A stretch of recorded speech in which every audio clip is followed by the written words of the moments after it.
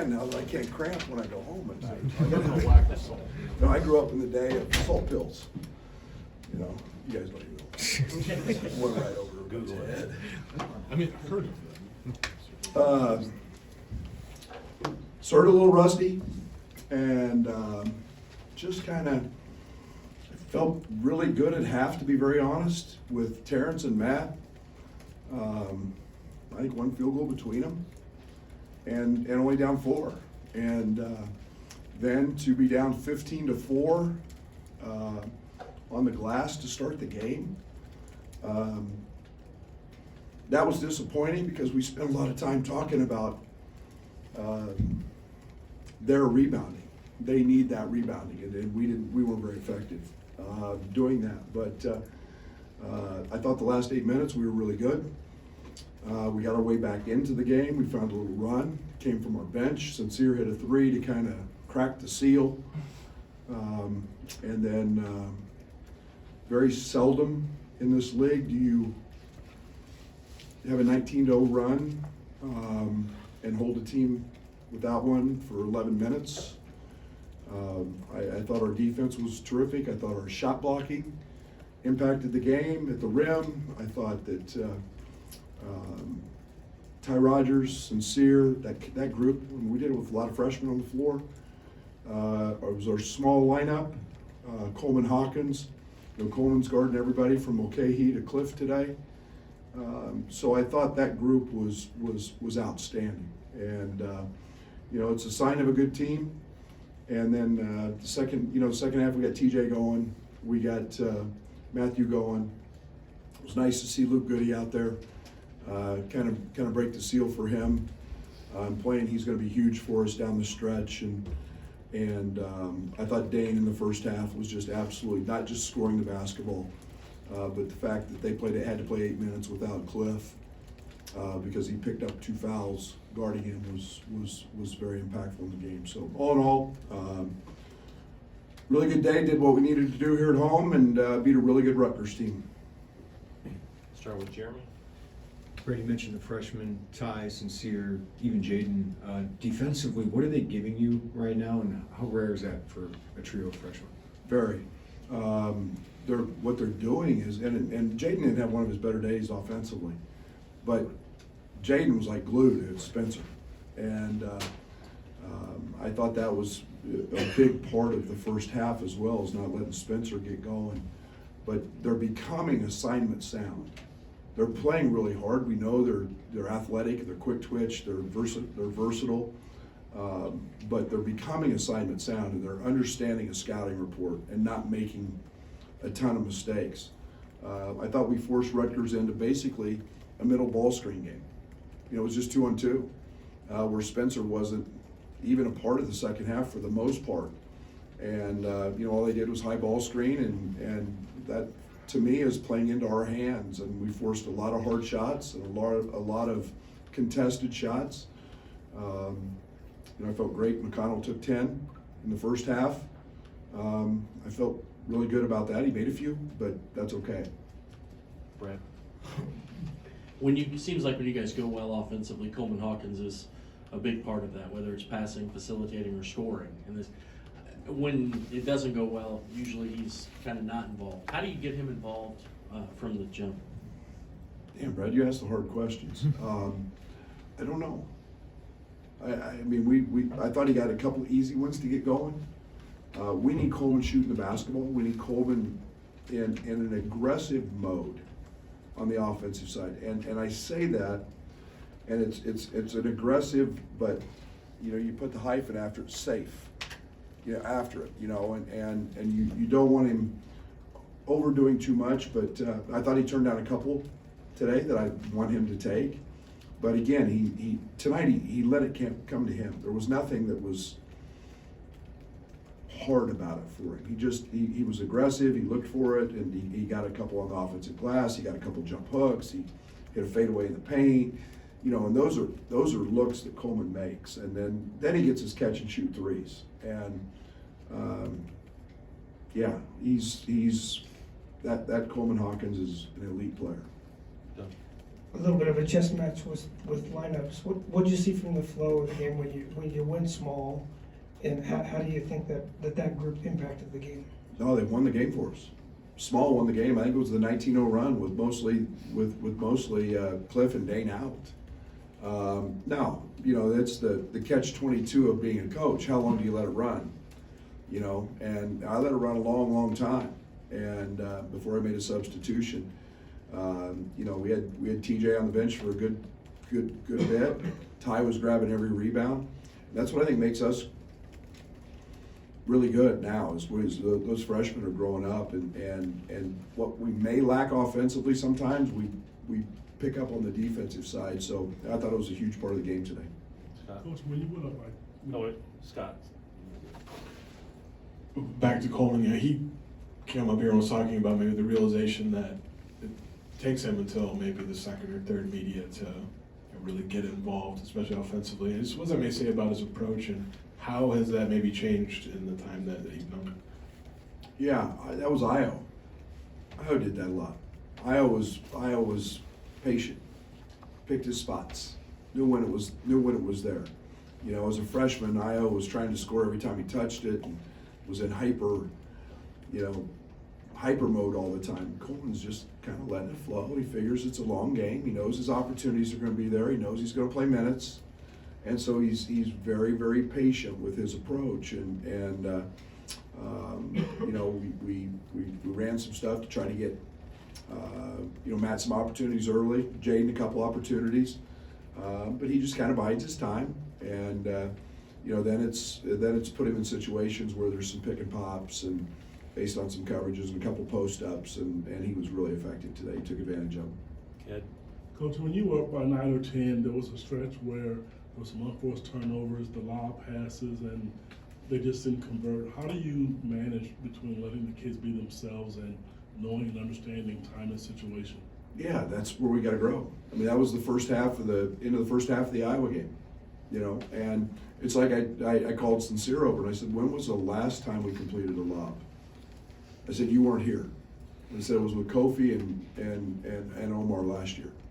We haven't completed a lob all year, so why are we throwing them?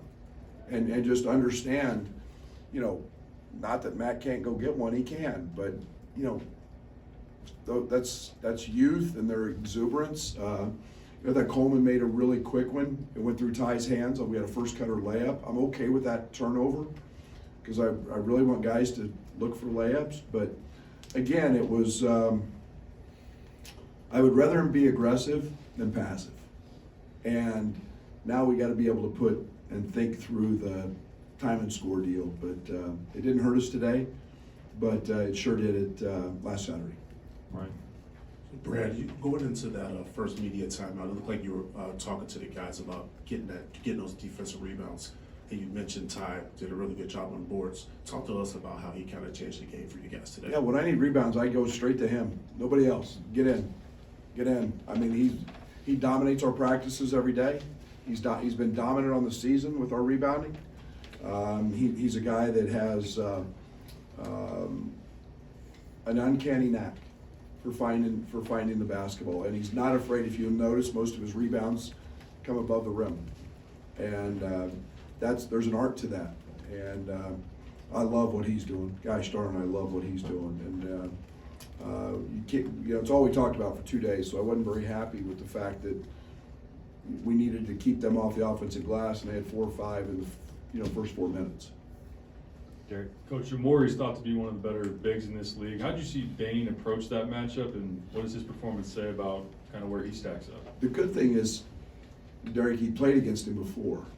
So, so many of these kids play against each other on the circuit, and they know each other. And Dane was really confident. I mean, he was a shoot around and he can't guard me. He can't guard me. He knows he can't guard me. And, I love that. And so there's no fear there. There's no fear with Dane. And the one thing Dane Deja has now is a lot of confidence. He's very confident. And so he knows he's not. And if he gets one-on-one coverage, Dane is a handful. And, Cliff's an elite defender. I think he got one of them. But Dane got it back. So, you know, two good centers going at it, and two bigs, and I'm really proud of Dane. Dane's getting better every single day. First time this season, no minutes for RJ. What went behind that decision? Yeah, it's suspension, violation of team rules. So that's deal with him, and you know, we'll move forward from there. Andy? Dane, for someone playing his first year to be as consistent as he's been for you guys, how valuable has that been at the center position? Last year, coming in at semester, I think helped expedite that process, being a mid-year transfer, understanding our terminology, understanding our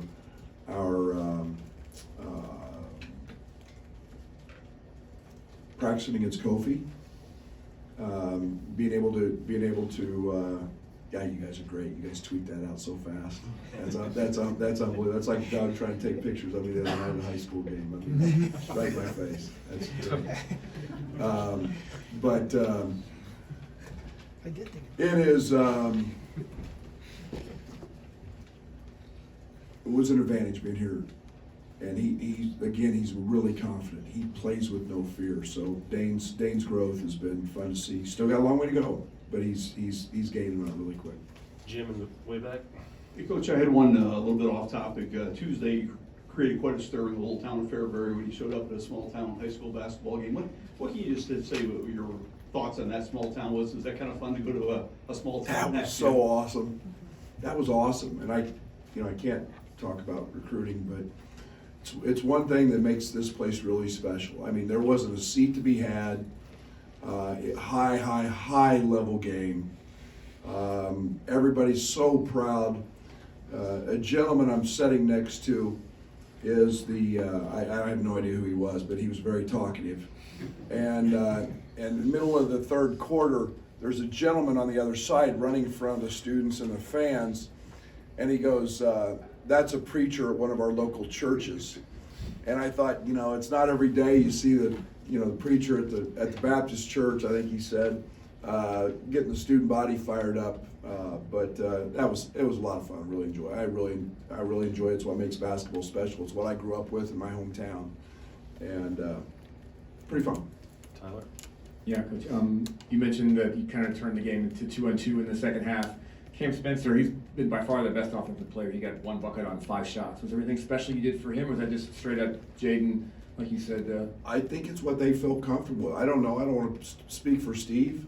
They did that a little bit in the at the end of their Michigan State game. They went just a lot of high ball screen. We were going to give them that.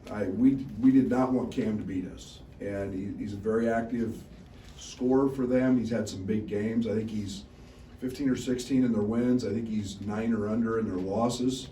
That was a goal, but that's all a lot of credit to Jaden in the first half. Yeah. Brad, to have a guy like Darren Williams return here this weekend, and I don't know if he was able to talk to you guys, but just to have that presence around your team, what's that mean for you guys? Yeah, a lot. First of all, yesterday was an incredibly special day. I mean, that was my first words when I stood up there was wow. And first of all, to have a group of people that we had in that facility, and you can always say, you know, I can always say thank you to Josh and Howard Milton and their staff, but it's very difficult. People don't realize, you know, you find people that put their money where their mouth is and commit to something, and then you get them all in one place. And the reason I wanted this job was because of Rick Schmidt and Darren Williams and Manny Jackson and the group of former players, Deion Thomas and those people. It's elite. Those are elite people. I mean, you're talking about a 7-time NBA All-Star. Everybody in our locker room knows who he is. And then for me to, in the transfer portal world, for them to be able to see and hear, because when he was introduced, everybody heard that ovation. And to know that that's what this should be about. This should be about that. And the greatness that he is. And we talk about him a lot. And his posters, his pictures up in our locker room we celebrate his success, and it's what makes this a great job. And you look at Manny Jackson and what he went on to do in his career. It makes yesterday very special because it's not just the fans, and I said it on the postgame radio. That building was as good as I've seen it all year today, and our fans make it. Those fans and supporters just happen to have some money that they decided to help our program, and we're here to win national championships. Winning's really hard, and that's my goal. And yesterday we took a big step by that announcement, and for those guys to be here as former players that all been supportive, pretty cool, pretty cool. Brad, how much did today flip when Coleman's able to accept the defensive responsibility of Mulcahy, and can that go forward in the next couple of months where, hey, he's bothering us, let's put Coleman on him? Yeah, it's a great point. Versatility is our team's strength. Okay, I mean, you think Coleman just guarded Mulcahy, and he was guarding Cliff, and he started the game guarding McConnell, and you think what Ty Rodgers does on the same thing. You think about, Matt. You think about our ability to block shots at the rim. It's not just one center blocking shots. It's a group of guys blocking. Terrence Shannon, versatility, going and blocking a shot off the backboard. That versatility is our strength.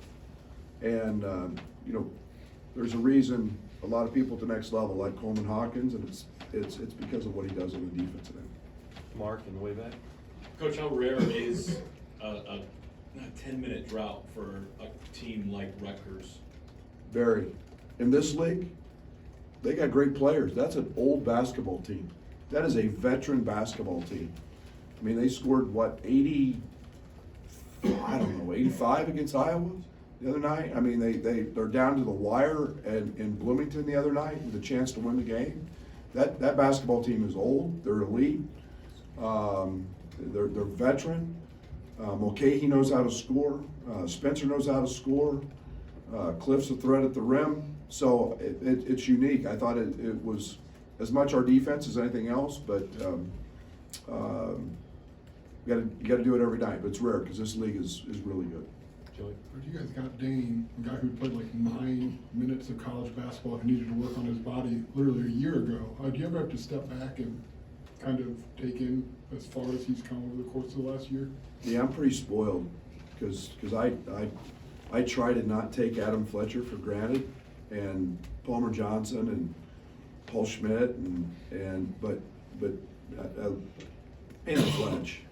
I mean, Fletch just took him under his wing, and it wasn't just, hey, we're going to go to the weight room and lift and we're going to run, and it was diet, and it was eating with him, and it was the things that truly he had to go through, and it wasn't easy for him. But it's also a tribute to Dane. He didn't shy away from it, and he accepted it. And then he was a battering ram for Kofi, in practice, and but all that pays off, and it's a process for him, and good things happen to those who work hard. Dane worked hard. Okay. Thank you, Coach. Thank you.